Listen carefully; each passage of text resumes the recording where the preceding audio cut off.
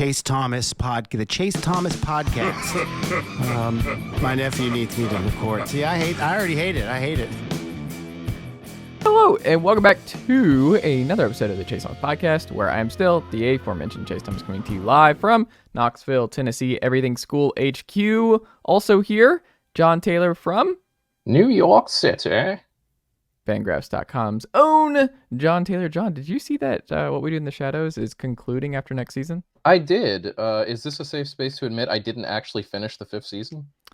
It is safe in general, but also safe because my wife and I just started season 5 this week. Okay. So... Yeah, I don't, and for what it's worth, I've enjoyed what I've watched. I just, for whatever reason, got sidetracked like halfway through the season and just didn't pick it back up. You know, just it's one of those. I feel like that happens. That is a common thing with TV now, where you just kind of things just fall by the wayside because there's so much of it to consume, and there's only so much time in the day. So, well, it's also you just can watch it whenever, like you have it just there. It's not appointment viewing, right? Like you kind of had to with Game of Thrones, even House of the Dragon. Like you just have to because you know it's gonna get spoiled for you the next day. So you're like, I know what I'm doing. I'm going to be by my TV on Sunday evening because this is, or Succession.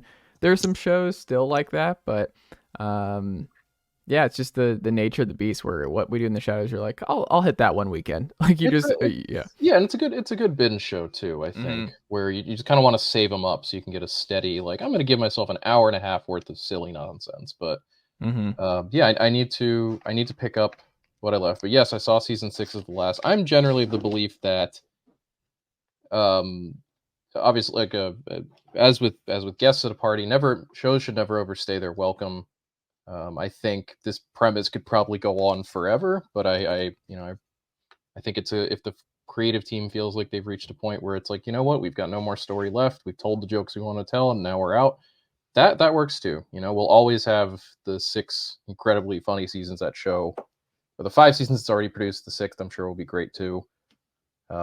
It's sad. It's a bummer, but at the same time, it's also I'd rather it go before it turns into something I no longer want to watch. Before it goes full Archer essentially. Or look, I love Always Sunny, and old Always Sunny is some of the funniest television I've ever seen. But it's not a lot of bangers anymore. Like it's fine, but it's not. It's okay. It's just they're out. Like it's just we're at like 15, 16 seasons. It's kind of wild. I'm always gonna watch them, and it's like if What We Do in the Shadows did 10 years, I would still find my way. My wife and I would still find a way to jump in there and binge them at some point, and enjoy them. Yeah. But like you said, it's okay. 6 years is a good run for this. It's a great run for TV nowadays, and especially considering the contraction you're seeing in TV with There are more shows, but there seem to be fewer seasons and fewer episodes and all that. It's 6 seasons for a very, very niche comedy in terms of the material they're working with is great. So I will deeply miss. I just more than anything hope though that this isn't the end of Matt Berry as a regular presence on TV in some form or another. We need more Matt Berry. Just replace like Kevin Costner's not on Yellowstone anymore. Replace him with Matt Berry. There, I have solved this problem. Or my favorite comedy on television right now that I'm excited for. I hope the new season's back next year, or I hope it doesn't. We don't have to wait another full calendar year. Righteous Gemstones. Like find him a character. That would be lovely. Gemstones. I think he would fit very nicely in with that world. I thought you were going to say the British spy show Slow Horses. Find Matt Berry a role on that, and I was like, yeah, make Matt Berry the prime minister on that show. What do I care? I've heard it's good. I've heard that one's very good. So you're watching it? Yes, if you're into spy thrillers. Yeah, love Luther. Yeah, it's in a similar vein where it's it's about a group of MI5 rejects essentially who are in their own kind of administrative purgatory, but they're led by a washed up yet still brilliant former intelligence agent played delightfully by Gary Oldman. It's a very funny show, but it's also very well plotted, very well paced. It's just a good. If you like spy shows, if you like British television, it's expert at both. Check it out. It's on Apple TV, I think. Apple TV. So Brits do it well, how man. much right now. Also, I've had Bosch legacy. Like the one of the oldest dad me being watched parts of me is that I all about Bosch. Love Bosch, and Bosch legacy is Look, just as good. around the country, dads, as families gather for the holidays, Mhm. will be cocooning themselves in the biggest chair they can find to watch either the new season of Reacher, which is just real dad catnip, Mhm. or like you said, queue up some Bosch Legacy, maybe some see if Master and Commander happens to be on cable somewhere. Yeah. Maybe get wild and break out the Godfather DVD set. Mhm. You know, My wife there's hasn't no seen any telling. of those, and she's mentioned like wanting to watch it. I'm never in the mood. I'm like, you don't understand because you've never seen it, but I don't really want to like a Saturday morning 4 hours with The Godfather. Like I really got to be in the Honestly, mood. that sounds like a great way to start a Saturday morning. Is you wake up, you Mm, stretch, and then you immediately go sit on the couch for 3.5 hours to yeah. watch a sprawling, tragic crime epic. I think that's great. Can you tell that there's not a lot that's happened in baseball recently? Because we're like 6 minutes in, and we're just kind of like riffing about TV. Look, everyone Um, loves a good riff, and we're riffing because look, man, it's a it's the quiet time holidays now. too. We're all waiting Yeah, on Yamamoto and what he's gonna do. we are indeed. It is Every kind of funny though. breathless Wasn't the tweet. scuttlebutt like once Ohtani signed, that's when there's going to be like an avalanche after, and it Well, really hasn't been that way. yeah, and some of that I think is that ultimately the hitter part of the free agent market beyond him, there just isn't that much. He wasn't really holding anything up there. Mm, The other thing being, it became pretty clear that there were only a couple of teams really ever in on him. The mm, rest of the league just seems to be kind of weighing. I think, and I thought both Soto being traded and Ohtani being signed would open the floodgates a little more. Maybe that'll be the case if Yamamoto signs, but I think at this point there's not going to be that rush for whatever reason. I mm, think there's only once Yamamoto signs, and I think the assumption is he'll sign within the next week or so, at some point between now and either the beginning of the year or the first week of the year, of the new year rather. But beyond that, you've got Blake Snell and Cody Bellinger as your last two, I think, guys who have a realistic chance of cracking 200 million. I think Jordan Montgomery will end up somewhere north of $100 million. I think Matt Chapman might get there, might squeak past it. It just depends on who's really involved in the bidding there. Shoto Imanaga, the other Japanese pitcher on the market, I think will probably get close to 100 million. But they're just the rest of free agency just doesn't seem to be that appealing. It seems, and I think mm. in particular, like I said, the free agent hitting class this year is not a strong one. I don't see it. Doesn't seem like there are a lot of teams eagerly making moves in that direction. I mean, beyond Bellinger and Chapman, who is the best hitter available in free agency right now? I think it might be Mitch Garver, and I'm I was only gonna like say now I got to pull this up because I'm like I feel like it's a it, very low list. it's not great right now. I mean, you look at our beginning of the offseason top 50, which I'll note the top 10 of that is a lot of pitchers. We have our top unsigned free agent obviously is Yamamoto at 2, then Bellinger at 3, Snell at 5, Jordan Montgomery at 6, Matt Chapman at 7, and then that's all. And then Josh Hader at 10. I think Hader might be a guy who waits a bit too, because there just Mm, doesn't seem to be an immediate destination for him. I still think at the end of the day, Dombrowski says screw it and signs him to something, just to say, we've got it all locked up now at this point. But once you get past Chapman, Heimer Candelario is already signed. Jung-Ho Lee signed with the Giants last week. Lourdes Gurriel re-signed in Arizona. It probably is your choice of Mitch Garver or Kevin Kiermaier, depending where you're at, or maybe Jorge Soler or Rhys Hoskins. And those guys are all we've got. And this again should probably tell you, like, has again, the Tim Anderson balance. signed? I don't think Tim Anderson made our top 50 for what it's worth. Oof. But to give you an idea, again, the balance of this offseason really has been pitching oriented in free agency. Mm, Our best unsigned hitter after the combo of Bellinger and Chapman is Mitch Garver at 17, then Kevin Kiermaier at 18, Jorge Soler at 19, Rhys Hoskins at 20, Teoscar Hernandez at 21. I think, and you're probably seeing a pattern, this is all guys, once you get outside the top 15 of this list, it starts to kind of blend together a little. Again, you've already got Harrison Bader at 23. We're already, like, Harrison Bader's already like the halfway point. Everyone mm, below him is ostensibly worse in some capacity.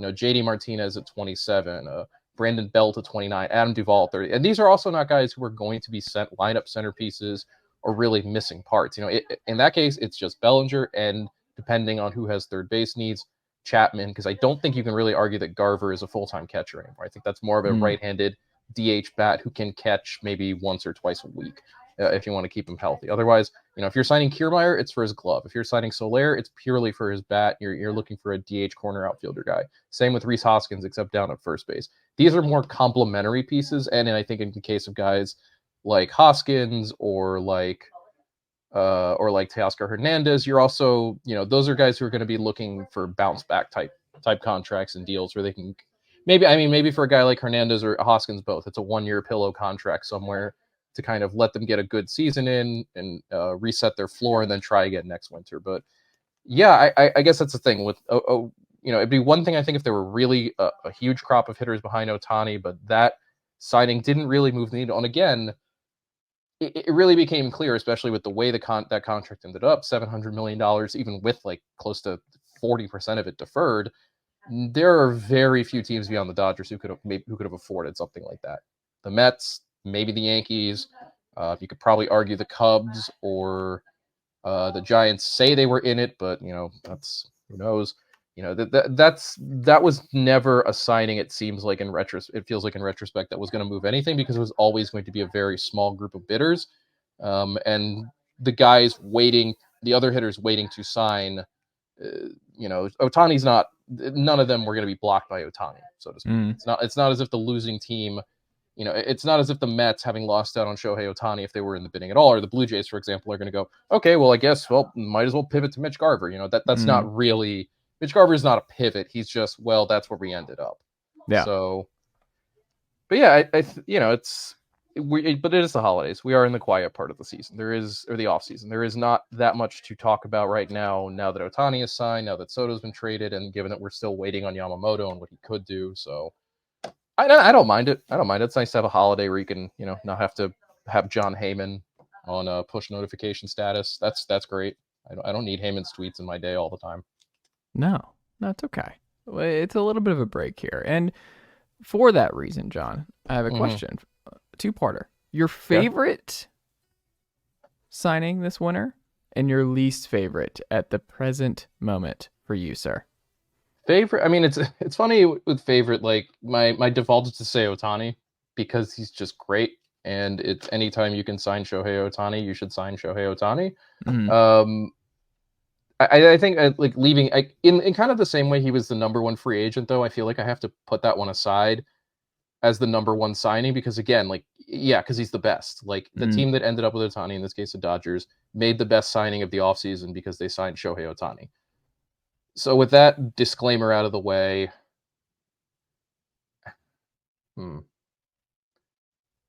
I think it might be, and the pickings are kind of slim so far. I like St. Louis getting Sonny Gray. I don't know that he fixes fully what the Cardinals need, which is to say more top end, more options at the top end of the rotation. But I think he's a very solid number 2, number 3 guy for a team that very much needs the pitching help. I like the Phillies re-signing Nola. I don't love the money, but I think that was a move they had to make in order to keep they had to keep that core together, for another playoff run. He perfectly fits the structure of that roster as it exists. Also, to keep him away from Atlanta. Keeps him away from Atlanta. That's true. There was the double benefit of that. Beyond that, I mean, I kind of like what Kansas City is doing. Not in that I think it's going to make any kind of realistic difference in terms of, they're not an AL Central contender, but they seem at least to have realized that they needed way more pitching, and not just pitching, but they needed at least acceptable pitching because the pitching development in that franchise just has not worked for years. So in that sense, signing Seth Lugo and Michael Wacha at very reasonable deals, I feel like makes sense. Similarly with Chris Stratton and Will Smith in the bullpen to give them some, a somewhat higher floor, I think, than they did last year. I feel bad for Smith.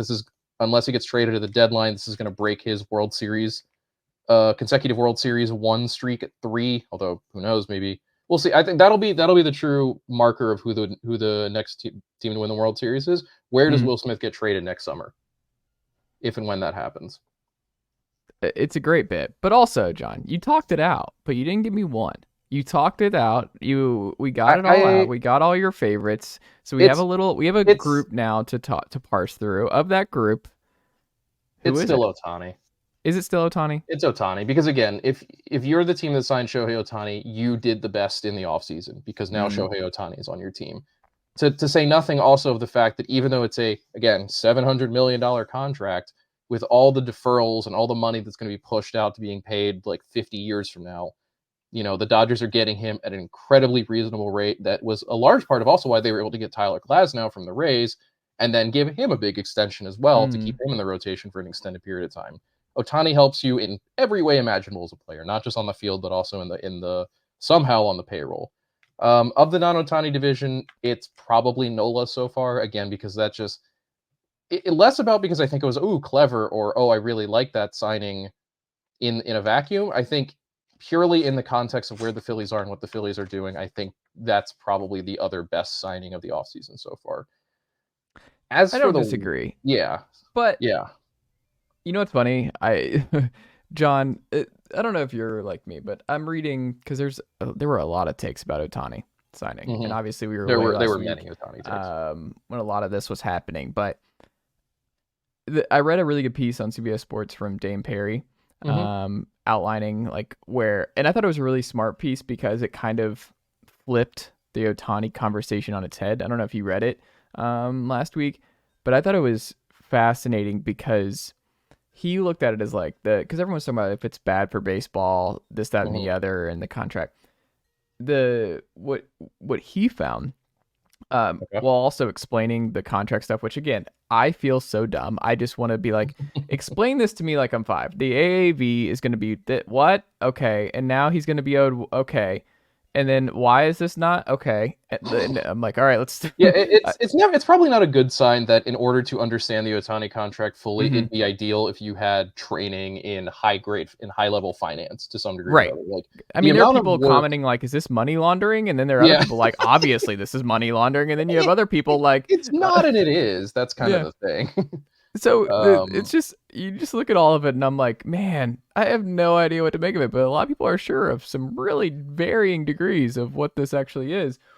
But what he found, and I think you and I, it kind of speaks to the ethos of our podcast, which is that, hey, other teams could have done this, and this over inflection on what the Dodgers did was, hey, in the end, like, they still signed Ohtani. They are a good baseball team that signed the best player available and are spending money. Now, whether or not you agree when they spend the money in the AAV and all that kind of stuff, it's the Orioles that should be like, is this ruining baseball? Because the take is like, of a lot of people, like the Dodgers are ruining baseball trading for Glasnow, signing Ohtani, this, that, and the other. But I thought it was smart to just be like, hey, the Orioles had the lowest payroll, or right there, the lowest payroll, and they had the best team in the AL East this past year. They haven't done a dang thing this winter. They've signed Craig Kimbrell. That's the only thing they've got going for him. But you just won the AL East. You have a great young core.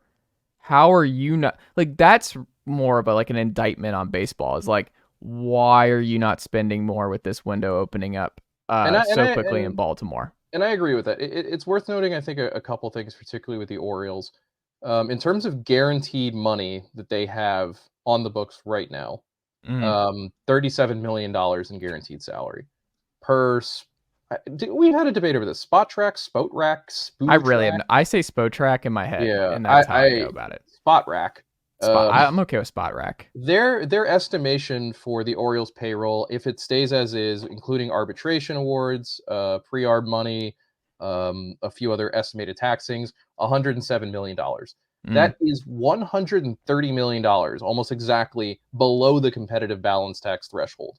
They could have signed Ohtani to a $100 million a year contract, and it still would not have put them even at the doorstep of the competitive of the luxury tax threshold or what competitive balance, however the league wants to launder that one.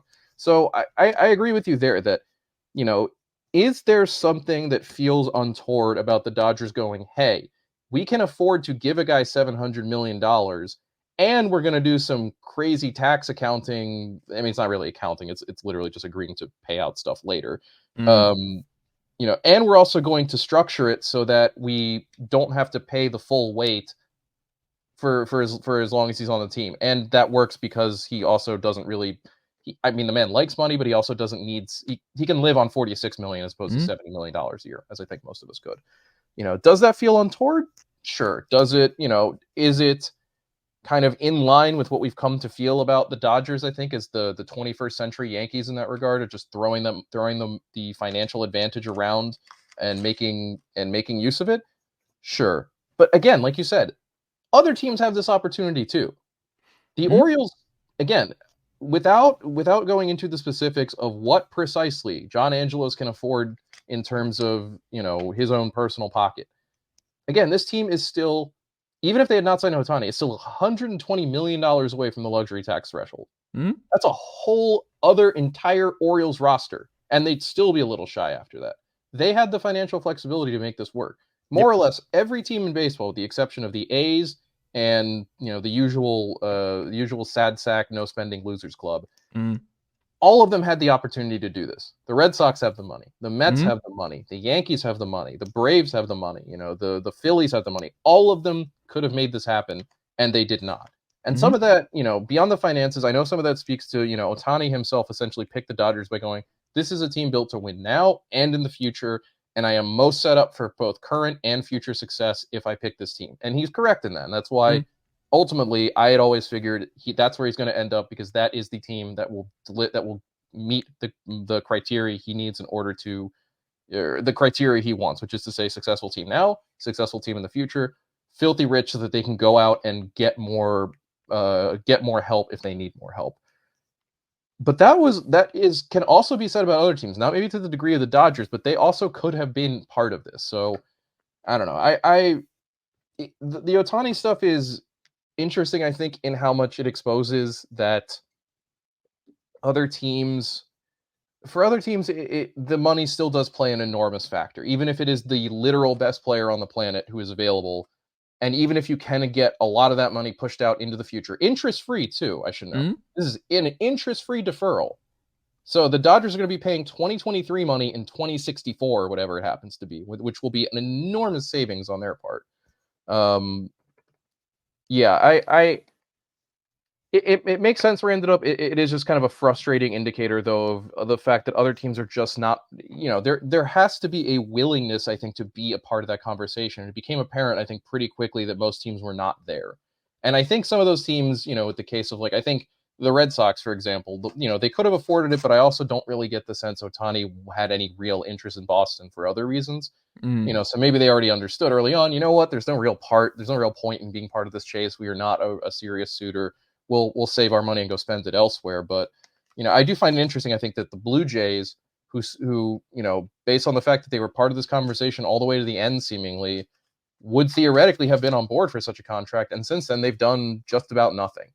It's a little confusing, I think, the way everything is played out post-Ohtani in terms of, if you were saving that money for him, well, now you're free to spend it elsewhere. And so far, nobody has spent anything. And like I said, again, some of that is just the level of hitter available in free agency is not very good. But it does. You can make trades. Like the Orioles have the farm system to make trades, and that's what the Yankees did too. That's what that was. They, I think, probably learned relatively. I mean, given that they traded for Soto before Ohtani signed, they clearly understood pretty early in the process, we're not a realistic competitor for Ohtani. We need to pivot our attention elsewhere. And in doing so, they got one of the 5 to 8 best hitters in baseball for at least the next year at a relatively affordable cost. But it's any team would have been improved by Shohei Ohtani. I understand why it was the Dodgers who did it. I understand that there is what feels like a degree of unfairness to, well, no, not a whole lot of other teams can hand out $700 million in guaranteed money, even if you defer some of it into the next ice age. But it's still, the opportunity was still there, and it's just strange to see that there was no real kind of furor about it. I feel the same way when Harper and Machado were free agents, and it took, granted, that was somewhat of a different structure, and it took much longer for them to sign, but again, it's like all you've got to do to get this guy is give up $300 million. For baseball teams, that isn't, for pretty much every team, that is not a significant amount of money. Yeah.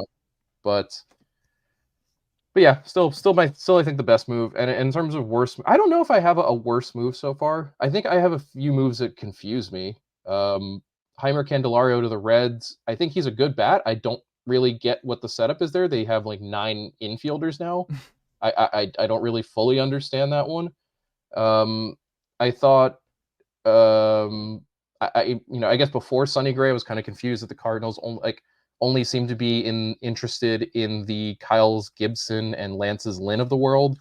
But It kind of reminded me of the approach the Mets just had, where the Mets went super. I mean, obviously they went scorched earth with a super old rotation. But yeah, like that kind of, hey, we're gonna bet on the vets and we're gonna ride the vet starting pitching arms, and it's like, are you sure that's what you want to do? Are we sure that's gonna work? I mean, if I'm St. Louis, I think for as much as I do like what they got in Gray, I wonder if you're better off aiming for the the higher end of the market with Snell.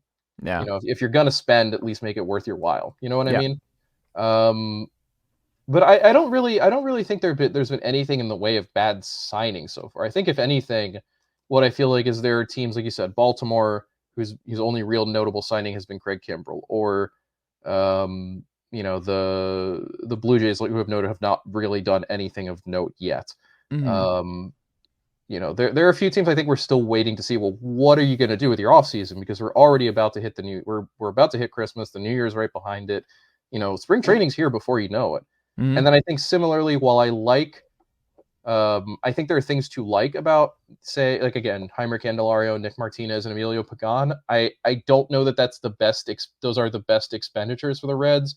A swingman, a homer-prone middle reliever, and an infielder when you already have 7 of them who all need playing time, and you don't have the outfielder DH space necessarily to accommodate them all. I think it's been a little bit of a weird offseason there that seems to be more focused on value than on just addressing the biggest issues again, which is to say, like, we need more pitching and better than Nick Martinez. That's a team where I'm kind of confused. Like, why aren't you in on Seth Lugo? Why aren't you in on Eduardo Rodriguez? Why aren't you in again on Sonny Gray? Why aren't you trying to bring Sonny Gray back? That feels like a more appropriate, or a Marcus Stroman, someone like that to kind of to bring some level of higher floor to a pitching staff that really needs it. Or similarly, why aren't you guys loudly going after Josh Hader? Or maybe not Josh Hader, because Raisel Iglesias is very good too.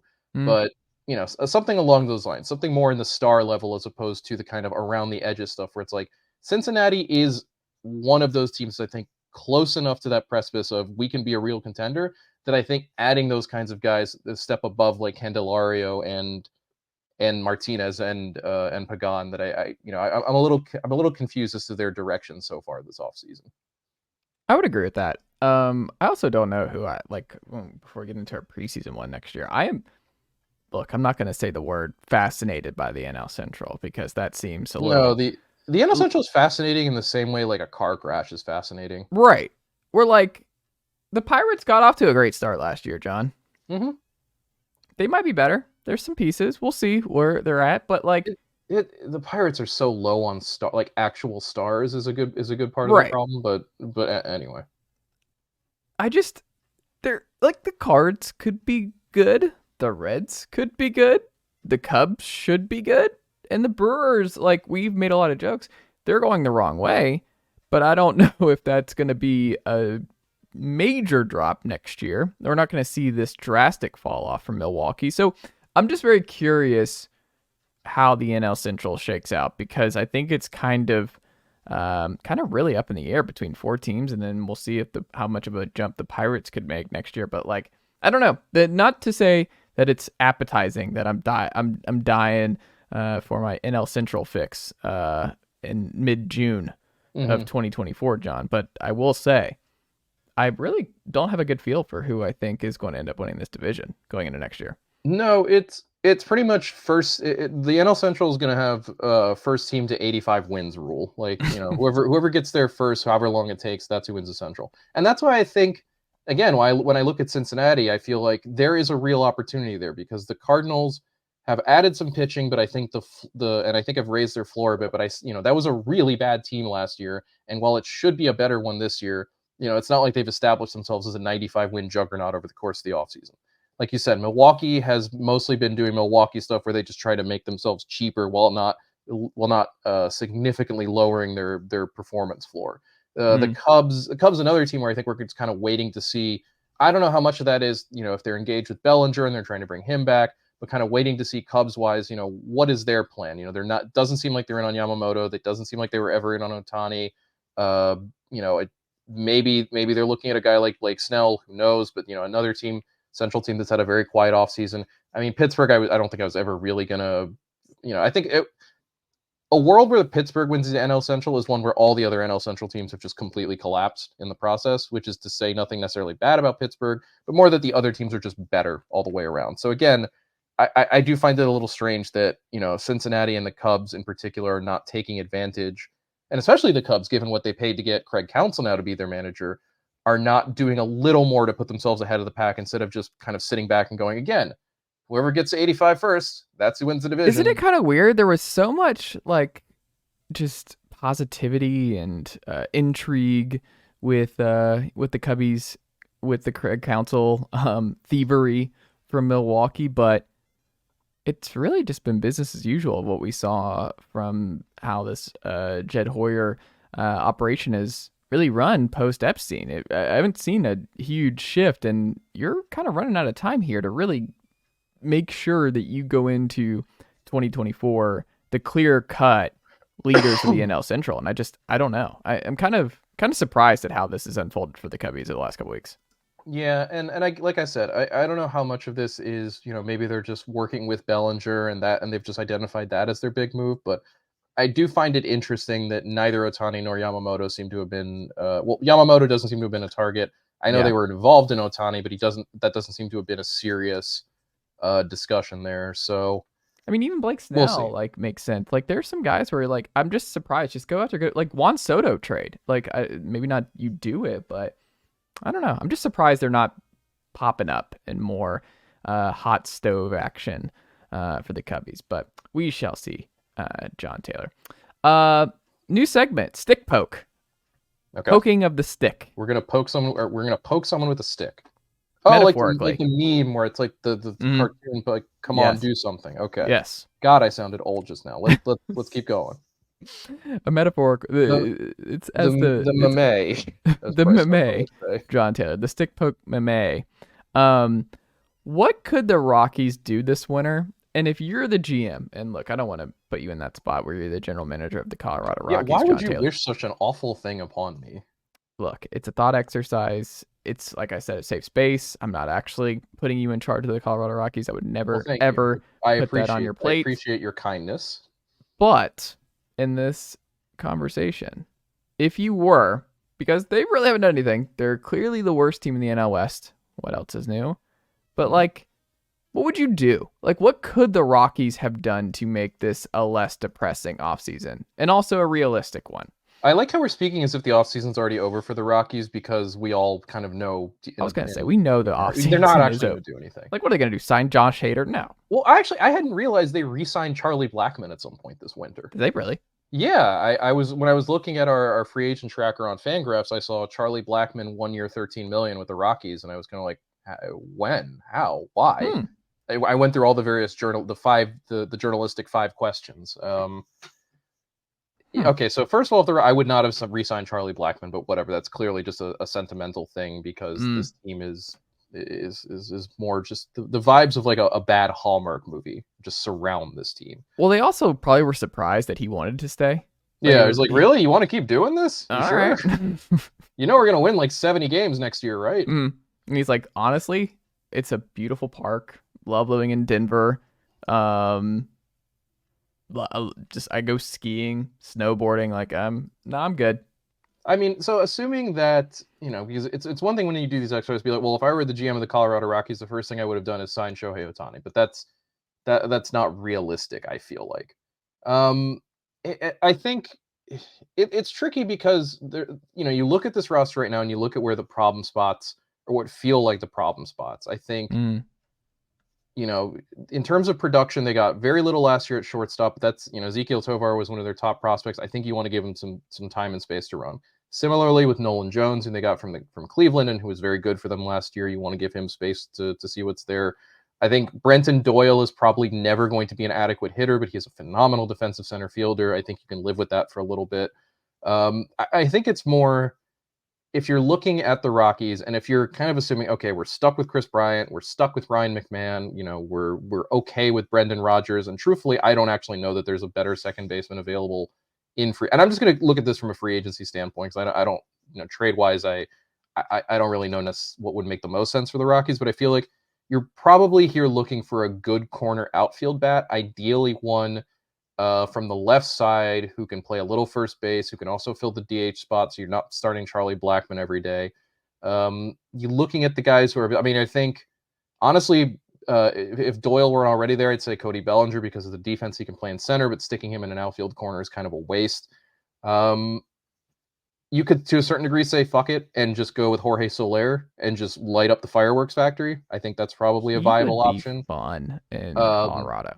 Similarly, you could, I think more than anything, I would be going to guys like Teoscar Hernandez and being like, you want a real 1-year pillow contract? Like, come launch balls at Coors for half a season. All you got, you don't have to be a good outfielder. We don't care if you're a good outfielder. You can just come here and rake. I think a guy like that would be an interesting target. I think, and it depends on how much you could catch. I would, Mitch Garver is a guy who would make a lot of sense there. Gary Sanchez. And if I'm the Rockies GM, I think hitting wise, I'm just going for the dudes who hit bombs essentially, regardless of their defensive value for the most part, who can stand in a corner spot or ideally catch at least a few times a week and make it work from there. And otherwise, I'm keeping an eye on my minor leagues and cycling through the young guys that I can.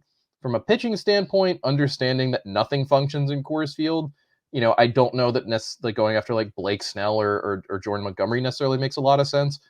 I'd be really curious to see, if you want to try to operate from, let's get guys who keep the ball on the ground. Marcus Stroman is obviously the ideal candidate in that category. I'm not sure how good a fit he would be in Colorado. I have no idea if he'd even really be interested, but that's a possibility. If the Royals hadn't grabbed him, Michael Wacha, I think, would have been an interesting option, although he also might have given up 900 home runs in Coors next year. Similarly, I think now he's already on the Reds. I think, this is back on the hitting side. I think Heimer Candelario also would have been a nice potential addition for the Rockies as well. It's just tough though. And I think if you're the Rockies, or if I were in charge of the Rockies and you said you get to make one big marquee splash signing, as dumb as it might sound, it's probably Josh Hader. Yeah. Because that bullpen is horrible. And granted, it doesn't really make sense because signing a really, really good closer for a team that won like 65 games last year is a horrible misuse of resources in every way, shape, and form.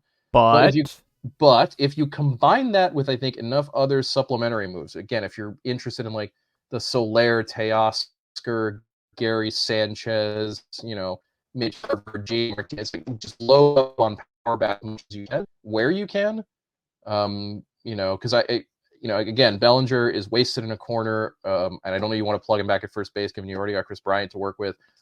Similarly with Matt Chapman, you've got Ryan McMahon at third base. And granted, if I could, I would just make those two guys vanish off the roster and replace them. But if it's not really possible for you to go after the top end of the market, you might as well load up on as many mid-tier hitters as you can on reasonable, like 2 or 3 year short-term deals. Spend the money on the kind of elite pitching you need in order to succeed, especially when you consider, too, half the games for Colorado plays have to be out of Coors. So having good pitching outside of Coors also would be very useful. And a guy like Hader, who has the kind of big-time strikeout stuff you need for that to work, I think would be, again, not the greatest use of resources, but if I'm only going to get one big splash, that might be the one I target. And then you just kind of try to load up too on those more veteran pitching options who can give you innings more than anything. Like a guy like Stroman who can give you 6 on the regular, or a guy like maybe Seth Lugo, although I can't remember if he's a fly ball or ground ball pitcher. So he might either be a great fit or a horrible fit. But it's just the thing that's tough about the Rockies is just trying to build around Coors, so to speak, and just having to kind of mold your entire philosophy to the whims of a ballpark. But I think what Colorado chooses to do instead, which is to say nothing, it benefits no one. It puts the team in a position where there's just, like you said, this is already the worst team in the NL West, and there's not any real debate on that one. It lowers the possibility of of doing any better, of taking advantage of something teams falling apart. You put yourself in a no-win spot, which is right from the get-go. To say nothing of, you then bring up young players into an environment that's already bad, where they're already being pressured essentially to do too much. Instead of having a system in place where it's, hey, we've got these guys who can do the heavy lifting. Now we bring the kids up to see if we can catch some lightning in a bottle, so to speak. But I don't know. I feel like I kind of like that for this exercise. You just started with the single most difficult team right off the bat, non-Oakland A's division. So, but I think, I don't know. I mean, what would you do if someone gave you this absolute mess of a roster to try to figure out? Look, besides John, resign, obviously. You know what's funny? I just look at this and I'm like, look, when would you guess was the last time the Rockies won more than 80 games, or more than 85, or let's do more than 87 games, John? Ooh, I really should know this. 2016. Very close. 2018. They won 91. I was going to say, I know there was 1 year randomly in there in the last decade where they just like ripped off an 85-plus win season. And I think it was the year Kyle Freeland was really good. It might have been the last like Troy Tulowitzki season. Or was he already on the Blue Jays by that point? I think he was on the Blue Jays at that point. But it was like Fargo was there. Okay, so yeah, that felt right to me. Was somewhere in that kind of back half of the 2010s. But yeah, it's been a while since the Rockies have been relevant. But you go through it, and then it's another 10 years, 92 wins in 09. Yes. And then 07, you get 90. And then it's just awful. Look, the rest of the time I've been alive, John. So it's like, it's just part of the deal. Yeah, it has not been a competently run team for any extended stretch. It's been a poorly run team with intermittent bursts of success based on either all the young talent coalescing in one space at once by both design and happenstance, a la the Royals in 2015, or you just randomly go like 25-2 in the months of September and October, like the 07 Rockies did. You just go full this year's Diamondbacks. But yeah, there's they should just have one of the best farm systems in baseball, and they just don't. Well, no, because this is just, like I said, it's not a competently run team. There's not a team with a plan. The player development there is terrible. Yep. And again, I acknowledge, for the 3 Rockies fans listening to this, that this is the hardest job in Major League Baseball, is making a team function that has to play half its games at altitude. It's insane how difficult that is to do. But that doesn't excuse the fact that it's been 30 years now of Rockies baseball in Denver. And there has been no point in that stretch in time where it's looked like this team had any real clue what it was doing. Again, except for those aforementioned, like they have oases in the desert, those little, did you say hamlets? That's blips.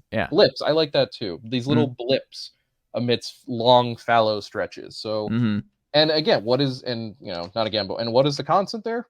Ownership. It is ownership. It is the Monfort family. It's, when I've said before, that's like, bad teams stay bad teams if they have bad owners. There's just no way around a bad owner. You cannot do anything about it. That's why I remain so down on the Pirates. It's why, I remain so down on whatever's going on with the A's. It's why I remain down on the Rockies. There's just nothing you can do about it unless those, and particularly, and I can't believe that this is only the first time we're mentioning them, given we spent like 20 minutes talking about Ohtani, the Los Angeles Angels, who I love that they seem to have no plan in place. Like, they just didn't seem to have any interest in trying to retain Shohei Ohtani, despite the fact that it did seem at points like he was actually considering staying. Yeah. Like, all they would have really had to do is be like, hey, we're, essentially, we'll do better. We promise we will do better. And so they're just like, it's just not worth the effort. No. We'd rather just go back to signing Hunter Renfroe if we can do that. And then, they didn't even do that. We'd rather just be the weirdos who just sign middle relievers all off season. Well, I will say the one thing that precluded them from doing that is there's no way Artie Moreno signs off on that kind of contract. Well, and that's the thing, because he's a terrible owner. He's a terrible owner who does not know how to make the best of the situation he's got, or how to leverage effectively the money he has in whatever degree he has it. Yes, the Rockies are the same. It's a team owned by people who don't know what they're doing, who think they know what they're doing, which is the most toxic combination possible. And until and unless that changes, nothing else will in Colorado. No. I love this headline from Purple Row. Affected by altitude. All I want for Christmas is the Rockies to do something. That's pretty much, I mean, that's the thing. And it's, again, Being a the Rockies moves fan, I'm man. talking about, aside from Hader, are not big moves. Again, No. it's like Jorge Soler, Teoscar Hernandez. These are not, this is not 9-year deals at $150 million a piece. Soler might get like a 2-year, $24 million deal. That's it. That's not a lot. The Rockies don't have a particularly big payroll either. But again, they just choose to spend their money stupidly too. I mean, they locked up Ryan McMahon for no reason, and now it comes a winter where they could easily go get Matt Chapman, who would be a perfect fit in Colorado for a variety of reasons. But they can't do it because instead they're paying Ryan McMahon to do what he does, which is to say be a 2-WAR player for the rest of eternity.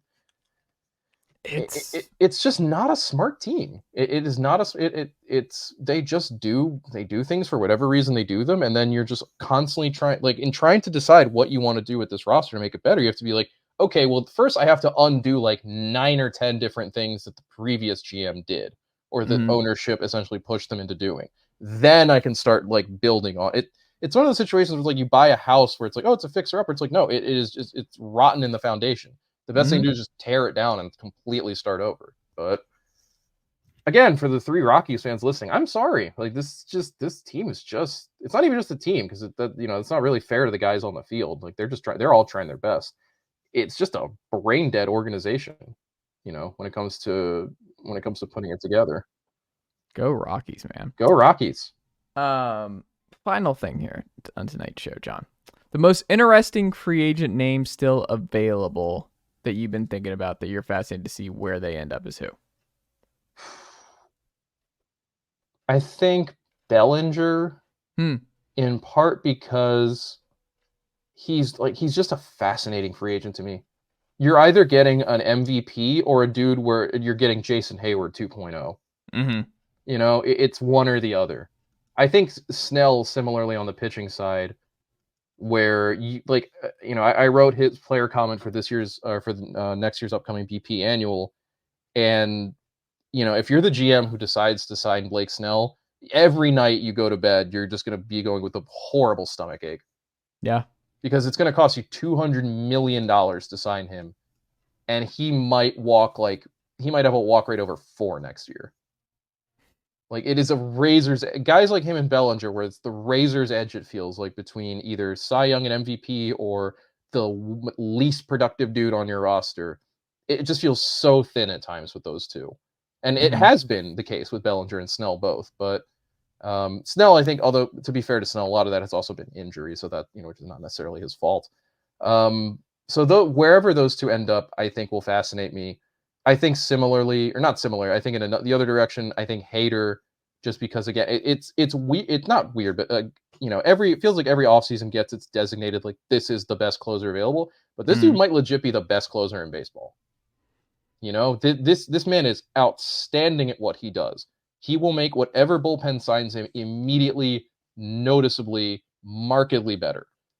And for that too, given that group is going to be self-selective in terms of, well, that's going to be teams that are contending or trying to contend. He might be a difference-making piece for whatever team gets him. And I think, like I said, with the Reds, I know they've already got not Raisel Iglesias, what I said before, Alexis Diaz. I don't know why Raisel Iglesias. I've traveled back in time like 3 years. I know they've already got Alexis Diaz, and maybe not the best necessarily fit for Hader, but I think a team on that kind of cusp, a team that feels like it's in that 82 to 89 win window, where having a guy like Hader, worth 2 wins basically by himself, 2 or 3 wins, might be able to push you forward / over the top. I think, Chicago, if, the Cubs, better said, if they are working on Bellinger, I can also see them being a big team in on Hader. I'm surprised that Baltimore, especially given that Hader's from Maryland, went with Kimbrel instead. Again, a team that doesn't really seem to know how to prioritize or not prioritize necessarily, but figure out how to win now and win later. It all just seems pushed toward win later and add guys who are cheap if we can now. But again, the Orioles are a whole other problem to try to figure out. I know Arizona's got Paul Sewald, but I would love to see the Diamondbacks add Hader too and give some more depth to that bullpen. I mentioned the Phillies as a good fit. I think that just makes so much sense for them to have a lockdown closer to make, in particular, the ninth inning in the postseason that much easier for them. Because I think it feels pretty safe to assume they're a postseason team. There are a lot of possibilities I think that make sense for Hader. And like I said, I think that is a guy who, when he signs, makes a material difference for a contending team, to the effect that they go from, again, depending on the team, it might go from, oh, maybe this team contends to, no, this team feels like a legitimate contender now. And I think, there are a good handful of teams that could be the case for. I feel like, be the ultimate chaos move is the Braves signing Hader and just saying, screw it, it's all bullpen. Oops, all relievers. That's their plan. I don't want that. No, they're not going to do it. It doesn't make sense ultimately. Oh, the other team that I should have mentioned in Hader that makes a ton of sense for them, Texas. Yeah, the Rangers feel like a very, very likely Hader destination, given the fact that they effectively have no bullpen. Which, granted, did not stop them from winning the World Series, but would you say it's effectively wild? That's a different show, though. I mean, shout out Effectively Wild. Okay. We love Effectively Wild. We love Effectively Wild, don't we, folks? We love Effectively Wild. Even if a guy like Michael Baumann pops in, the South Carolina Gamecock himself. The South Carolina Gamecock. But we'll get him there. I actually call him misguided because, for the sin of loving where he went to school. Misguided, John. We can't all be Tennessee Volunteers. No, but you are. You caught the fever 2 months ago, John. Like an actual fever? No, you caught the orange fever, the big orange fever. It's the fever. one good kind of fever to catch. The lone positive fever.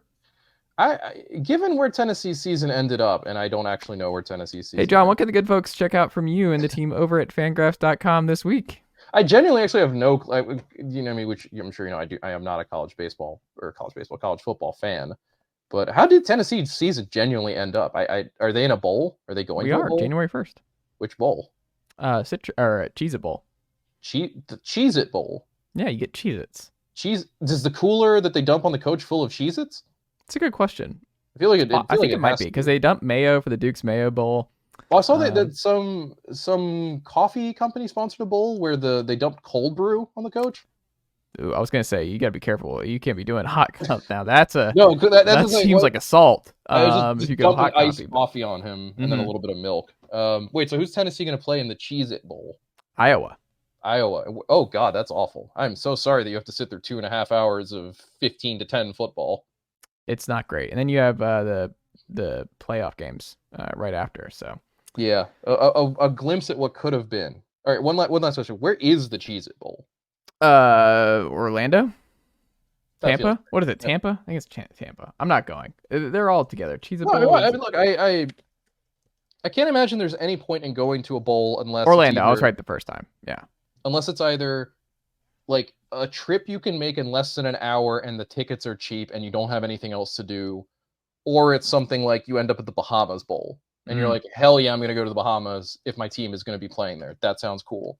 Or if it's a major bowl or a playoff game. But no, I which is also something I wonder about with bowls, and I know that there are far fewer of them now than there used to be, or it feels like it at least. But how do they make money / continue to exist when I imagine the great majority of the fan base for most of these bowls goes, no, I'm not going to go. I'm not going to travel to go see that. I mean, we're going to see it. There's going to be more changes over the next couple of years with the expanded playoff going to 12 next year. I was going to say, like, how much longer is college football going to have more than like a dozen bowls? I don't know. It changes every year, John. Well, because it also feels like to me, like, as someone who when I worked at Sports Illustrated, particularly when I worked on just general editorial, I had to know what was going on. So I at least had to know the names of bowls and have a rough idea of like when the bowl season was.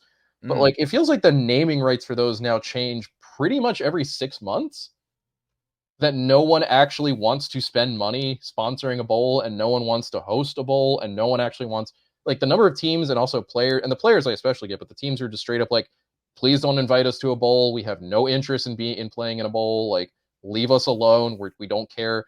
It's like, it feels like, I don't know. Maybe it's kind of, I guess, a similar stratification to in college basketball. Where it's like the teams that make the NCAA tournament, and then you have the NIT and the CBI, and a handful of those teams are going, no, we don't want to go to the frickin' CBI, leave us alone. Mm-hmm. And also, it just always feels like the CBI feels like it's 1 year away from getting canceled, like the Golden Globes or the CMA Awards, where it's just like, how much longer are they really going to do this? I don't know. Has it been good listening to me just kind of talk obliviously about stuff I don't know about for the last few minutes in terms of college sports? But that, just as the general view from outside here. No, I mean, that's fine. Like, I think it's fair, John. Like, it's I just don't have a strong take on this because it's like I just think it's still just changing so rapidly, and we'll see what the 12-team playoff does. But I mean, a lot of opt-outs. The college football calendar is broken. The portal has changed a lot of how bowl season works, and a lot of guys have to opt out because they have to get to their next stop. Oh, yeah, so you're just the rosters are very thin. Like Texas's backup QB is in the portal, and he had to. He didn't want to go, but because he had to find a new team, the new semester starts in January, and the first playoff game is January 1st. So it's like you have to be out of there. So it's just like none of it makes sense. It's all it's a mess, John. Yeah. R.I.P. college football as we grew up with it back in the day. R.I.P. Jon Tayler. I never thought we would end a podcast talking R.I.P. college football, as we remembered it at least. Jon Tayler, what can the good folks check out from you and the team over at Fangraphs.com this week? So we have begun publishing our top prospect lists for 2024. We've already got 2 of them on the books, the Yankees and the Blue Jays. Yankees came out earlier this week. Highly recommend checking those out if you're a fan, keeping an eye out for the rest as Eric Longenhagen puts them together over the course of the next few months. Jay Jaffe continues his Hall of Fame Jaws ballot series. We had David Wright today. I think that's going to be the last major profile on his docket. He's going to start rounding up some of the lesser guys on the ballot as we get closer and closer to the the voting deadline, I think, which is the very end of, I think it's December 31st or something like that. Mm-hmm. So if you want to get caught up on the Hall of Fame stuff, not the discourse, Jay doesn't do the discourse, but just on the candidates, what their odds are, where they stand on the ballot, check out Jay's series. In particular, I highly recommend the ones he's written for this year's debuts. In particular, Joe Mauer and Chase Utley, I think, are really good examinations of both their candidacies and some of the kind of larger Hall of Fame picture with regards to both the state of catchers in the Hall of Fame and also with regards to Utley, those kind of shorter career, higher peak guys I think we're going to be seeing a lot more and more of in future Hall of Fame ballots. And in terms of other ongoing series, Dan Zimborski's 2024 Zips projections, I believe we're pretty much at the halfway point. We've got, I'm just doing some quick math now, 7, 10, 14 teams down. Sorry, I missed one. Yeah, we're at the halfway mark. 15 teams down. Say that 10 times fast. 15 to go. Cleveland will be the next team up on Thursday morning. If you're listening to this, Thursday the 21st, we'll have the Cleveland Guardians Zips projection out. So keep an eye out for those as they come out. Otherwise, we're on Yamamoto watch like everybody else. Once he signs, we'll have our full take on what it means for both him and the team that landed him. Otherwise, we're covering all the signings as they happen, all the major trades, looking at other stuff too. So come on over to Fangraphs, become a member, $10 a month, $5 a year, or $10 a month, $60 a year for ad-free browsing, and you get other perks as well. And I also just want to say this is now, for folks listening who don't know, and I don't know how you would, this is my last week working at Fangraphs. I'm leaving Fangraphs to take a job outside of baseball media, but I'm still going to be repping Fangraphs everywhere I go. They're a phenomenal website, phenomenal writers. You know, I make the joke, or not the joke really. I make the call every week to go subscribe, but please go subscribe. Your support helps keep Fangraphs running. Your support literally paid my paycheck, I think, like a certain small percentage probably. You help pay for me to get beer, so thank you for that. If you're a Fangraphs subscriber listening to this, thank you for the beer. And like I said, I'm going to keep repping Fangraphs as I go. It's been a really fun time working with them. They're a great group of writers and editors and staff. So keep supporting them. Go sign up, be a member for Fangraphs. It's baseball's good baseball website. There you go. Fangraphs forever. Jon Tayler, Fangraphs always forever. a pleasure, and I'll talk to you next week. Sounds good.